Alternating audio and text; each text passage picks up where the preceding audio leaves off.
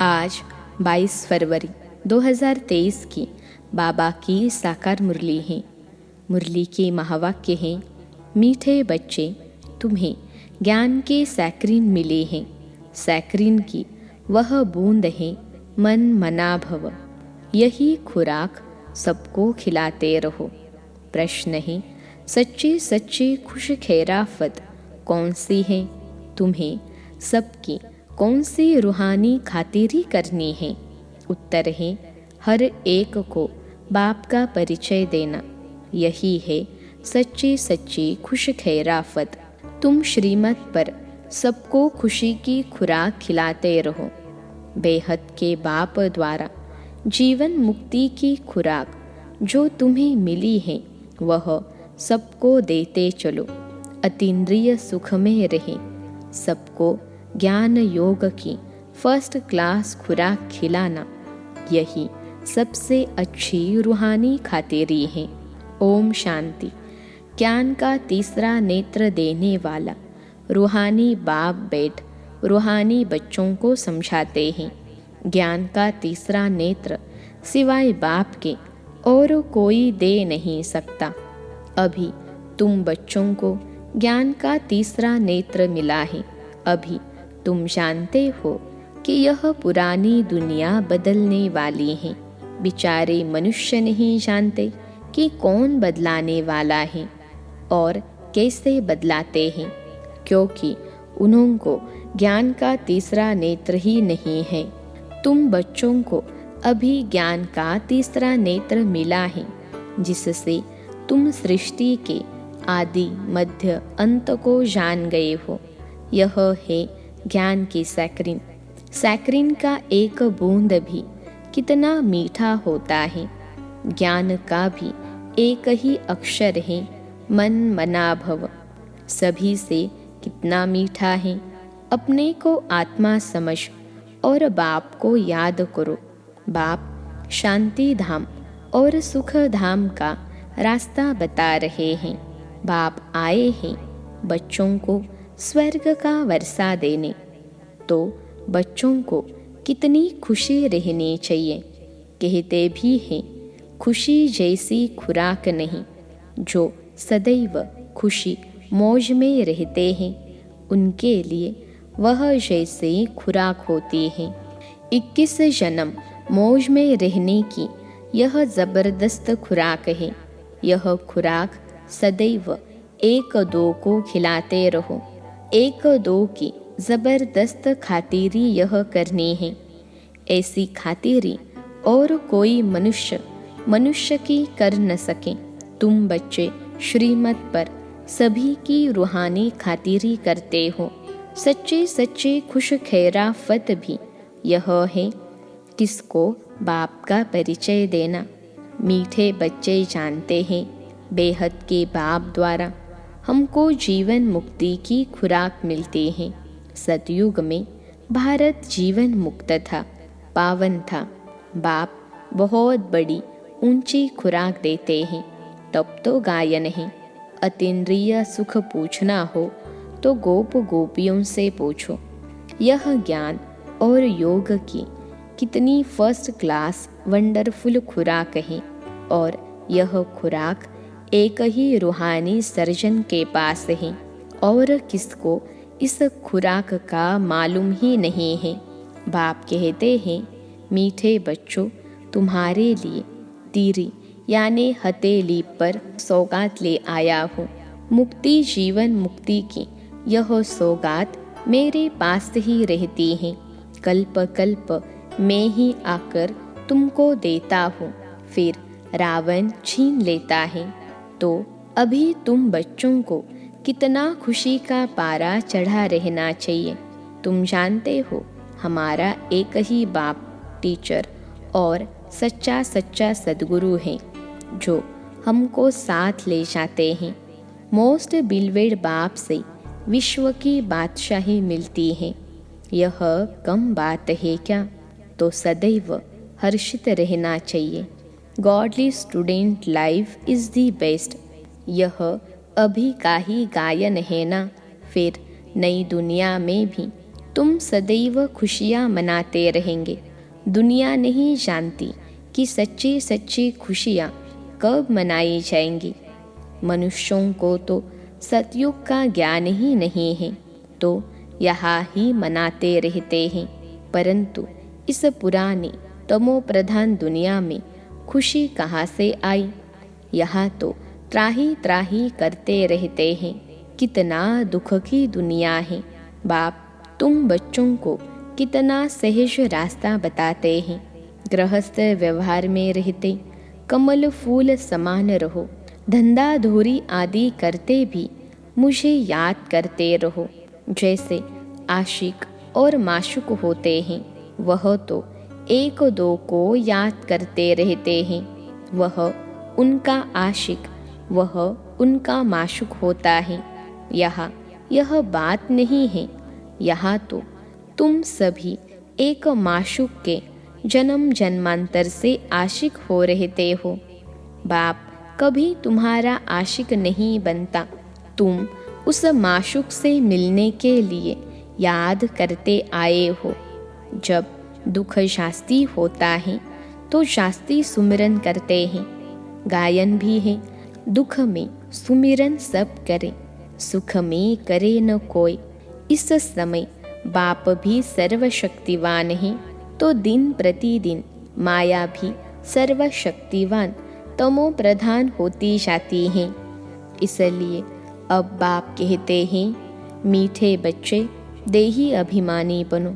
अपने को आत्मा समझ मुझ बाप को याद करो और साथ साथ देवी गुण भी धारण करो।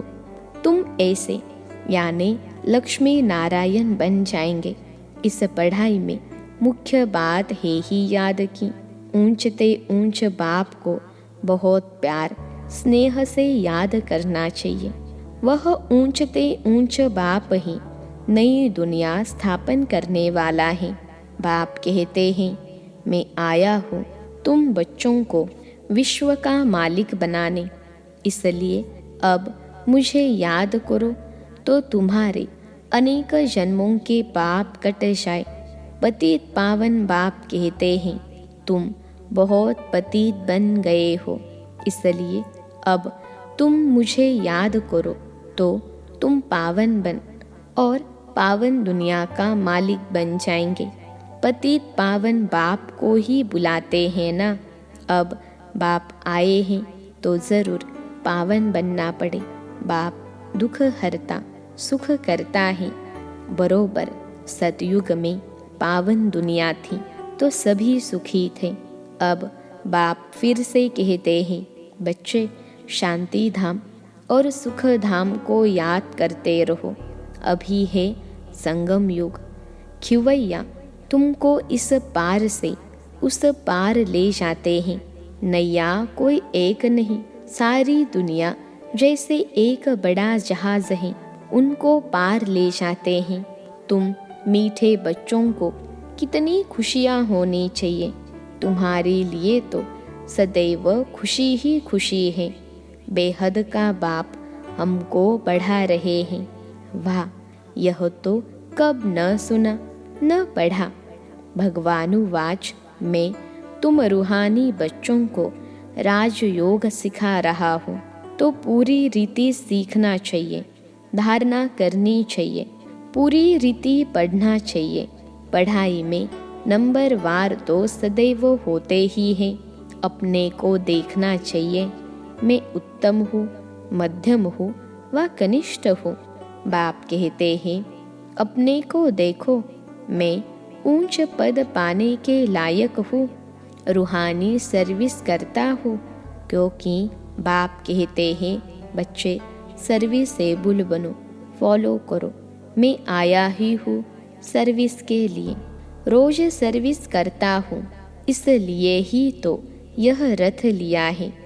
इनका रथ बीमार पड़ जाता है तो भी मैं इनमें बैठ मुरली लिखता हूँ। मुख से तो बोल नहीं सकते तो मैं लिख देता हूँ, ताकि बच्चों के लिए मुरली मिस न हो। तो मैं भी सर्विस पर हूँ ना। यह है रूहानी सर्विस। तुम भी बाप की सर्विस में लग जाओ, ऑन गॉड फादरली सर्विस। बाप ही तुमको सारे विश्व का मालिक बनाने आए हैं। जो अच्छा पुरुषार्थ करते हैं उनको महावीर कहा जाता है। देखा जाता है कौन महावीर हैं? जो बाबा के डायरेक्शन पर चलते हैं। बाप का फरमान है, अपने को आत्मा समझ, भाई भाई देखो। इस शरीर को भूल जाओ। बाबा भी शरीर को नहीं देखते हैं। बाप कहते हैं, मैं आत्माओं को देखता हूँ। बाकी यह तो ज्ञान है कि आत्मा शरीर बिगर बोल नहीं सकती। मैं भी इस शरीर में आया हूँ, लोन लिया हुआ है। शरीर के साथ ही आत्मा पढ़ सकती है। बाबा की बैठक यहाँ है। यह है अकाल तख्त। आत्मा अकाल मूर्त है। आत्मा कब छोटी बड़ी नहीं होती है, शरीर छोटा बड़ा होता है। जो भी आत्माएं हैं उन सभी का तख्त यह भ्रकुटी का बीच है। शरीर तो सभी के भिन्न भिन्न होते हैं। किसको अकाल तख्त पुरुष का है, किसका अकाल तख्त स्त्री का है, किसका अकाल तख्त बच्चे का है। बाप बैठ बच्चों को रूहानी ड्रिल सिखलाते हैं। जब कोई से बात करो तो पहले अपने को आत्मा समझो। हम आत्मा फलाने भाई से बात करते हैं। बाप का पैगाम देते हैं कि शिव बाबा को याद करो। याद से ही जंक उतरनी है। सोने में जब अलाई पड़ती है तो सोने की वैल्यू ही कम हो जाती है। तुम आत्माओं में भी जंक पड़ने से तुम वैल्यूलेस हो गए हो। अब फिर पावन बनना है। तुम आत्माओं को अब ज्ञान का तीसरा नेत्र मिला है। उस नेत्र से अपने भाइयों को देखो। भाई भाई को देखने से कर्मेंद्रिया कब चंचल नहीं होगी। राज भाग लेना है, विश्व का मालिक बनना है तो यह मेहनत करो। भाई भाई समझ सभी को ज्ञान दो, तो फिर यह टेव यानी आदत पक्की हो जाएगी। सच्चे सच्चे ब्रदर्स तुम सभी हो। बाप भी ऊपर से आए हैं, तुम भी आए हो। बाप बच्चों सहित सर्विस कर रहे हैं। सर्विस करने की बाप हिम्मत देते हैं। हिम्मते मर्दा तो यह प्रैक्टिस करनी है। मैं आत्मा भाई को पढ़ाता हूँ। आत्मा पढ़ती है ना, इसको स्पिरिचुअल नॉलेज कहा जाता है, जो रूहानी बाप से ही मिलती है। संगम पर ही बाप आकर यह नॉलेज देते हैं कि अपने को आत्मा समझो। तुम नंगे आए थे, फिर यह शरीर धारण कर तुमने 84 जन्म पार बजाया है। अब फिर वापस चलना है। इसलिए अपने को आत्मा समझ भाई भाई की दृष्टि से देखना है। यह मेहनत करनी है, अपनी मेहनत करनी है। दूसरे में हमारा क्या जाता। चैरिटी बिगिंस एट होम, अर्थात पहले खुद को आत्मा समझ फिर भाइयों को समझाओ तो अच्छी रीति तीर लगेगा। यह जौहर भरना है। मेहनत करेंगे तब ही ऊंच फल पाएंगे। बाप आए ही हैं फल देने लिए, तो मेहनत करनी पड़े। कुछ सहन भी करना पड़ता है। तुम्हें कोई उल्टी सुल्टी बात बोले तो तुम चुप रहो। तुम चुप रहेंगे तो फिर दूसरा क्या करेगा। ताली 2 हाथ से बजती है। एक ने मुख की ताली बजाई, दूसरा चुप कर दे तो वह आपे ही चुप हो जाएंगे। ताली से ताली बजने से आवाज हो जाता है। बच्चों को 1-2 का कल्याण करना है। बाप समझाते हैं, बच्चे सदैव खुशी में रहने चाहते हो तो मन मना भव। अपने को आत्मा समझ बाप को याद करो। भाइयों और आत्माओं तरफ देखो। भाइयों को भी यह नॉलेज दो। यह टेव पड़ जाने से फिर कभी क्रिमिनल आई धोखा नहीं देगी। ज्ञान के तीसरे नेत्र से तीसरे नेत्र को देखो। बाबा भी तुम्हारी आत्मा को ही देखते हैं। कोशिश यह करनी है सदैव आत्मा को ही देखें, शरीर को देखे ही नहीं। योग कराते हो तो भी अपने को आत्मा समझ भाइयों को देखते रहेंगे तो सर्विस अच्छी होगी। बाबा ने कहा है भाइयों को समझाओ। भाई सभी बाप से वर्षा लेते हैं। यह रूहानी नॉलेज एक ही बार तुम ब्राह्मण बच्चों को मिलती है। तुम ब्राह्मण हो फिर देवता बनने वाले हो। इस संगम युग को थोड़े ही छोड़ेंगे, नहीं तो पार कैसे जाएंगे, कूदेंगे थोड़े ही। यह वंडरफुल संगम युग है। तो बच्चों को रूहानी यात्रा पर रहने की टेव डालनी है। तुम्हारे ही फायदे की बात है। बाप की शिक्षा भाइयों को देनी है। बाप कहते हैं मैं तुम आत्माओं को ज्ञान दे रहा हूँ, आत्मा को ही देखता हूँ। मनुष्य मनुष्य से बात करेगा तो उनके मुंह को देखेगा ना। तुम आत्मा से बात करते हो तो आत्मा को ही देखना है। भल शरीर द्वारा ज्ञान देते हो, परंतु इसमें शरीर का भान तोड़ना होता है। तुम्हारी आत्मा समझती है परमात्मा बाप हमको ज्ञान दे रहे हैं। बाप भी कहते हैं आत्माओं को देखता हूँ। आत्माएं भी कहती हैं हम परमात्मा बाप को देख रहे हैं, उनसे नॉलेज ले रहे हैं। इसको कहा जाता है स्पिरिचुअल ज्ञान की लेन देन। आत्मा की आत्मा के साथ, आत्मा में ही ज्ञान है, आत्मा को ही ज्ञान देना है। यह जैसे जौहर है, तुम्हारे ज्ञान में यह जौहर भर जाएगा तो किसको भी समझाने से झट तीर लग जाएगा। बाप कहते हैं प्रैक्टिस करके देखो तीर लगता है या नहीं।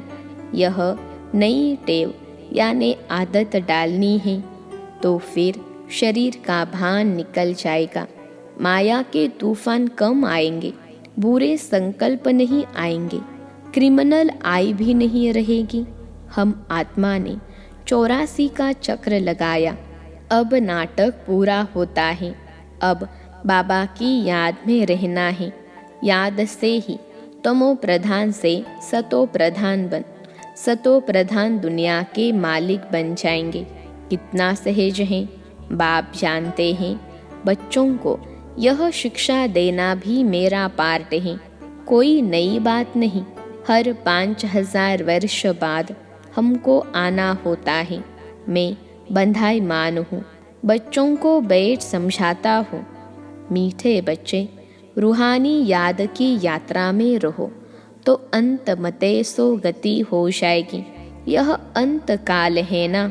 मामेकम याद करो तो तुम्हारी सदगति हो जाएगी। याद की यात्रा से पाया यानी पिलर मजबूत हो जाएगा। यह देही अभिमानी बनने की शिक्षा एक ही बार तुम बच्चों को मिलती है। कितना वंडरफुल ज्ञान है।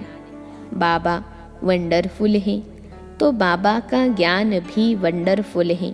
कब कोई बता न सके। अभी वापस चलना है।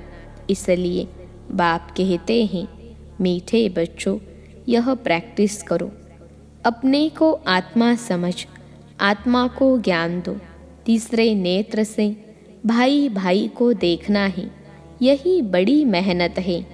अच्छा, मीठे मीठे सिखिलते बच्चों प्रति माता पिता बाप दादा का याद प्यार और गुड मॉर्निंग। रूहानी बाप की रूहानी बच्चों को नमस्ते।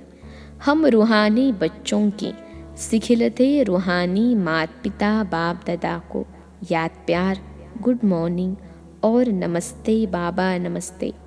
धारणा के लिए मुख्य सार पहली पॉइंट है आत्मा भाई भाई को देखने का अभ्यास करना है। अपने को आत्मा समझ भाई भाई को ज्ञान देना है। महावीर बन, इस फरमान को पालन करना है। दूसरी पॉइंट है, तुम्हें कोई उल्टी सुल्टी बात बोले तो तुम चुप रहो। ताली दो हाथ से बजती है। एक ने मुख की ताली बजाई, दूसरा चुप कर दे तो वह आपे ही चुप हो जाएंगे।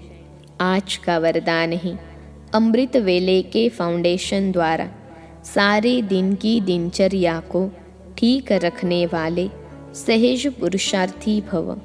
अमृत वेले के फाउंडेशन द्वारा सारे दिन की दिनचर्या को ठीक रखने वाले सहज पुरुषार्थी भव।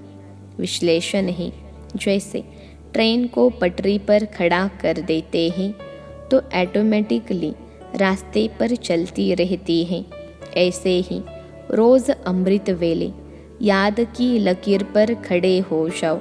अमृत वेला ठीक है तो सारा दिन ठीक हो जाएगा। अमृत वेले का फाउंडेशन पक्का है तो सारा दिन स्वतः सहयोग मिलता रहेगा और पुरुषार्थ भी सहज हो जाएगा। जो सदा बाप की याद और श्रीमत की लकीर के अंदर रहने वाली ऐसी सच्ची सीताएं हैं, उनके नस नस में एक राम की स्मृति का आवाज़ रहता है। आज का स्लोगन है, बाबा की मदद को कैच करना है तो बुद्धि को एकाग्र कर लो। बाबा की मदद को कैच करना है तो बुद्धि को एकाग्र कर लो। अच्छा, ओम शांति।